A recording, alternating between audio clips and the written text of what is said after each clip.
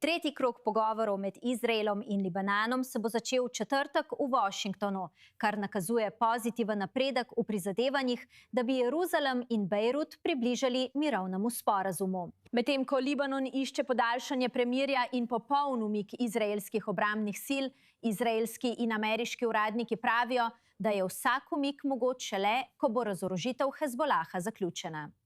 Višja dopisnica za Bližnji vzhod Ariel Osaran ima več o tem poročilu.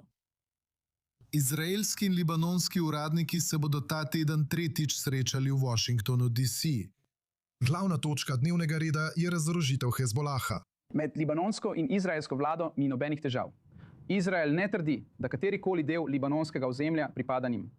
Na splošno menim, da je mirovni sporazum med Libanonom in Izraelom kmalu dosegljiv in bi moral biti. Težava med Izraelom in Libanonom ni Izrael ali Libanon, temveč Hezbolah. Tako kot v prejšnjih krogih bo izraelsko delegacijo na četrtkovih pogovorih vodil veleposlanik v Washingtonu Jehije Leiter. Libanonsko delegacijo bo prvič vodil nekdanji libanonski veleposlanik v ZDA Simon Karam, ki se je v petek srečal s predsednikom Josephom Aunom, da bi prejel navodila pred pogovori. Tokrat pa bodo v pogovorih sodelovale tudi delovne skupine iz Izraela in Libanona, kar pomeni poglabljanje pogajanj.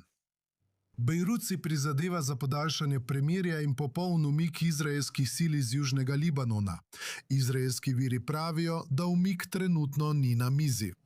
Ameriški viri pravijo, da bodo o vseh drugih vprašanjih, vključno z umikom izraelskih obrambnih sil, razpravljali šele po razorožitvi Hezbolaha, saj si Washington prizadeva za jasen časovni okvir postopka.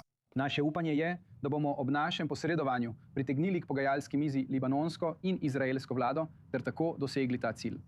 In to pomeni, da imajo libanonske oborožene sile in libanonska vlada ne le voljo, ampak tudi sposobnost, da se začnejo zoperstavljati Hezbolahu in ga razoroževati, saj so tudi libanonski ljudje žrtve Hezbolaha.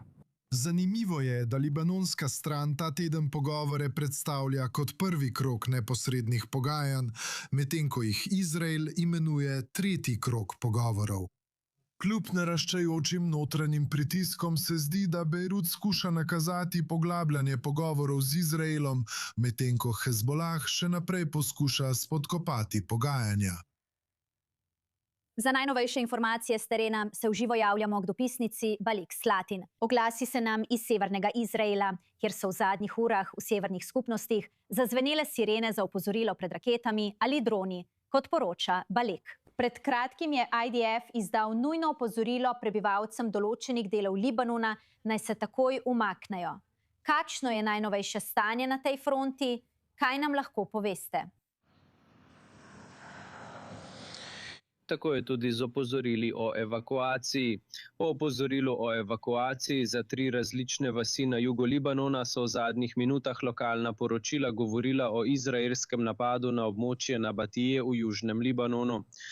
To je po opozorilu o evakuaciji območja in naj se ljudje izogibajo stavbam, ki jih Hezbolah uporablja v teh mestih in vaseh na jugu Libanona.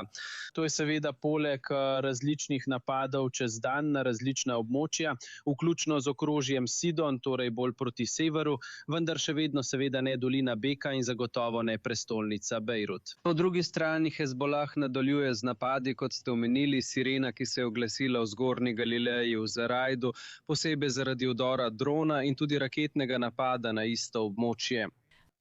Pri napadih, ki jih je Hezbolah izvedel na izraelske severne skupnosti ali vojaške postojanke, ki so tam nameščene, ni bilo nobenih poročil o žrtvah ali škodi. To je po podatkih RDF, vendar smo čez dan videli, da je RDF izdajal izjave o napadih z eksplozivnimi droni, ki jih je Hezbolah ponovno uporabil proti izraelskim vojakom v Libanonu, na jugu Libanona. Do zdaj RDF ni sporočil, da bi zaradi tega prišlo do žrtev, vendar vidimo, da Hezbolah še naprej uporablja iste taktike, ki so v zadnjih nekaj tednih povzročile poškodbe in celo smrt izraelskih vojakov. In to je nova taktika, s katero se izraelska vojska sooča v Libanonu in ki predstavlja izziv za tamkajšnje enote. Te povzročajo veliko poškodb in zagotovo tudi določeno število izraelskih vojakov, ki so bili zaradi tega ubiti. Novinarka Balik Slatin v živo iz severnega Izraela. Hvala za posodobitev. Najlepša hvala. Medtem bodo navodila poveljstva za zaledje ostala nespremenjena in v veljavi do srede zvečer 18. maja. To je ob 20. uri po lokalnem času. To trenutno sporoča IDF. Ni sprememb v navodilih poveljstva za zaledje. Jakob Lapin, kaj vam to pove o tem, kaj se trenutno dogaja na severni fronti? No, če ni sprememb v navodilih, nam to pove, da poveljstvo za zaledje IDF nima obveščevalnih podatkov o kakršnem koli pomembnem obstreljevanju, ki bi bilo usmerjeno na zaledje civiliste skupnosti ob severni meji. Nimajo nobenih ocen, ki bi kazale, da morajo spremeniti svoje navodila. In vidimo, da se Hezbolah trenutno v bistvu osredotoča na napade na prisotnost IDF v južnem Libanonu, poskuša doseči, da Izrael plača ceno za ohranjanje tega varnostnega območja, za to na novo vzpostavljeno varnostno območje. Za tiste med nami, ki se spomnimo 80. in 90. let, vemo, ko pogledamo ta zemljevid, da to še zdaleč ni prvič, da je Izrael vzpostavil varnostno območje, da bi oddaljil grožnje, morilske teroristične grožnje od severnih skupnosti. In medtem ko teroristična organizacija Hezbolah poskuša izsiliti ceno od IDF za to prisotnost, moramo tudi poudariti, da je Hezbolah v tej vojni plačal visoko ceno skozi celotno to vojno. Več kot 2000 terorističnih operativcev Hezbolaha je bilo ubitih. Veliko njihovih zmogljivosti, večina njihove ognjene moči je bilo uničenih. In Hezbolah se v bistvu vrača k svojim začetkom, torej k gverilski teroristični sili, ki je v bistvu izgubila suvereni nadzor nad južnim Libanonom, kjer je imela državo v državi, vendar je ohranila organizacijski spomin na to, kako izvajati napade iz zasede, ostrostrelske napade, kako postavljati improvizirane eksplozivne naprave. Zdaj je uvedel grožnjo eksplozivnih dronov, ki jo je uvozil z ukrajinsko-ruskega bojišča. In IDF se zdaj bori s časom, da bi našel operativne rešitve, ki obstajajo za to resno težavo. Tako se stvari razvijajo glede Libanona.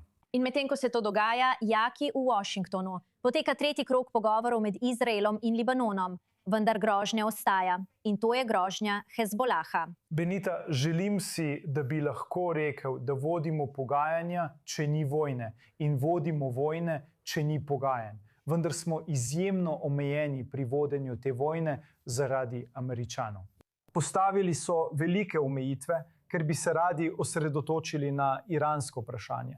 Nočejo, da bi se konflikt razširil v Libanon. Tako, Izrael včasih izvede kakšno operacijo tu in tam v Bejrutu, kot smo videli prejšnji teden. Vendar je Izrael v načelu omejen pri svojih operacijah v Libanonu in to predstavlja veliko oviro pri vodenju vojne. In na koncu se bomo morali soočiti z Američani glede tega vprašanja, ker to ne more trajati dolgo. 30 sekund, zaključne misli, Owen Ultiman. Se strinjam. In z izraelskega vidika mora biti v teh pogovorih več zagona. Videli smo res pogumen prvi korak Libanoncev s tem prvim srečanjem. To je v nekem smislu dober znak, da se bo tudi po operaciji v Dači zgodil ta tretji krog pogovorov. A od Libanoncev moramo videti več. In vsi razumejo, da ne morejo odvzeti orožja Hezbolahu, vendar vsaj nekaj premikov, Benita, in vsaj omilitev izvajanja tistega groznega zakona proti bojkotu, ki velja v Libanonu.